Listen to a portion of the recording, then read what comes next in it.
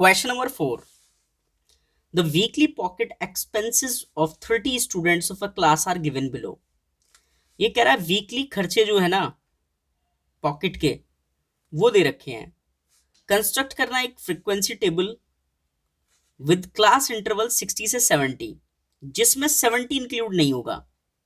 70 करेंगे नेक्स्ट वाले में include, where 70 is not included 70 से 80, 80 से 90 ईटीसी। सबसे पहले क्या करो आप, लिखो अरेंजिंग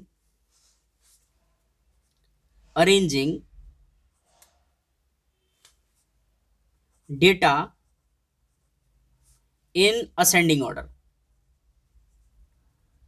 ठीक है, तो इसको असेंडिंग ऑर्डर में लगाओगे तो क्या लगाओगे, सबसे पहले क्या है 60, तो 60, 62, 62, 64, 65, 68, 72, 72, 73, 75, 78, 80, 80, 84, 85, 86, 87, 88, 90, 94, 94, 95, 96, 100, 103, 108, 110,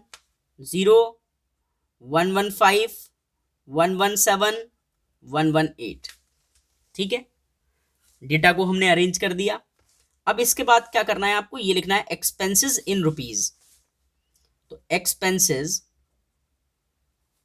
इन रुपीज, ठीक है। यहां क्या लिखोगे, टैली मार्क्स, और इधर क्या लिखोगे, फ्रीक्वेंसी, क्योंकि टेबल बनानी है ना। अब देखो एक्सपेंसेस क्या करोगे, सबसे पहले क्या करना है, क्लास इंटरवल लेना है 60 से 70, तो लिखना है 60 से 70। कितने का गैप है, 10 का। अब ये 70 लिखो इधर, और 10 प्लस करो तो 80, 80 लिखो इधर, 10 प्लस करोगे 90, फिर 90 लिखो इधर, 10 प्लस करोगे 100, 100 लिखो इधर, 10 प्लस करोगे 110, फिर 110 इधर, फिर 10 प्लस करोगे 120। इस तरीके से चलेगा, ठीक है। अब देखो 60 से 70 के बीच में कितने हैं, तो 60 ये रहा, और 70, 70 की लाइन यहां से स्टार्ट हो रही है, तो ये काउंट करो ये कितने हैं, तो 1 2 3 4 5 6, तो फ्रीक्वेंसी है इसकी 6। 6 के लिए 1 2 3 4 5 और 1 6। अब 70 से 80 देखो, तो 70 ये रहा और 80 इधर रहा, तो 80 तो इंक्लूड करना नहीं है, तो ये छोड़ देंगे, तो ये वाले सारे आ जाएंगे। कितने हैं ये, 3 2 5, तो आप लिख दो 5। और 5 के लिए टैली मार्क्स कैसे करोगे, 1 2 3 4 और 1 5। अब 80 से 90 देखो, 80 से 90, ठीक है, तो 90 तो इंक्लूड नहीं करना है, तो ये बचे सारे। तो कितने हैं ये, 1 2 3 4 5 6 7, तो ये 7 है। तो 1 2 3 4 5 6 7।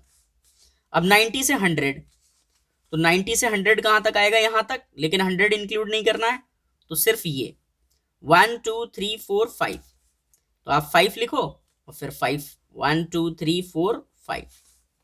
अब 100 से 110, तो 100 से 110 ये आया, लेकिन 110 इस वाले में इंक्लूड नहीं करना है, तो कितना आया, सिर्फ 3, तो 3 लिखो, 1 2 3, ठीक है।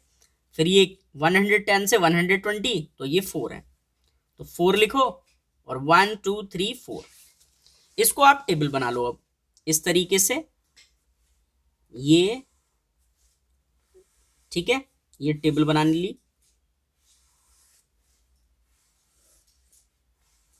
और यहां लिखो टोटल। टोटल में आपको ये प्लस करने हैं, 6 और 5 11, 7 18, 5 23, 3 26 और 4 30, तो टोटल हमारा क्या आया 30। अब देखो इन्होंने कितने स्टूडेंट्स बताए थे 30, तो ये 30 आ गया, इसलिए करेक्ट है। ठीक है, तो यही हमारा आंसर है।